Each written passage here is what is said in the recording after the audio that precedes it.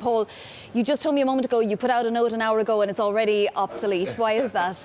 We've had news, this is senior Saudi sources saying that, as you noted, that production won't be out for as long as we had modeled in this morning's note. So we had put Saudi in for 7 million barrels a day on average in Q4. That looks like it's going to be too low a number based on this breaking news. The actual official story comes out at 1:15 today, New York time, when the Saudi energy minister, actually Saudi oil minister, I should say, will be giving an update to the market. You say senior Saudi sources to you. What else are they telling you? Why were they not prepared for this attack? And how are they getting production up and running again so quickly?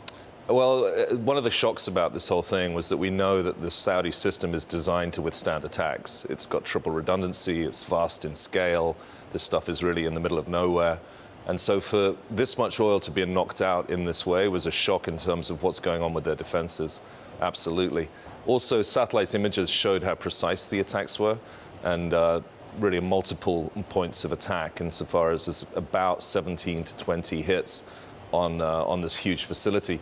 So it's perhaps not totally surprising that, in fact, they can quickly recover because of the redundancy. But nevertheless, this has still been a very dramatic and worrying attack, and we're particularly concerned about the retaliation. What's going to happen next? Paul, on that front, presumably the Saudis are not going to want to escalate the situation until they are able to protect their facilities. This has highlighted a considerable vulnerability. It has. It's been an absolute shock. I mean, we all know that Saudi is an enormous defense spender, specifically working to avoid this kind of attack. So how there was such a complete failure here will be a major mystery. We also understand that several missiles fell short, so they have prima facie evidence of what was fired at them, and presumably they can also calculate exactly where it came from. At the moment, the thoughts are somewhere around the Iran-Iraq border. It's hard to know exactly who's responsible for that, but clearly not the Houthis is the general consensus. Paul, in terms of what is coming back on stream, can you just explain what is coming back? Is this the facility that was attacked that will be up and running? As my understanding was, the parts were going to be hard to come by and come with a long lead time. Or is it other facilities within Saudi, maybe further out of range, that are being brought back on stream that had previously been mothballed?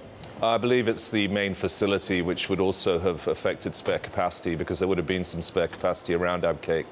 The best understanding, and this is a breaking news story just affecting crude prices in the last 20 minutes, is that Abqaiq can be restored to 70% of capacity in relatively short shrift, as mentioned, 2 to 3 weeks, which is a definite upside surprise against where we thought we were as of yesterday.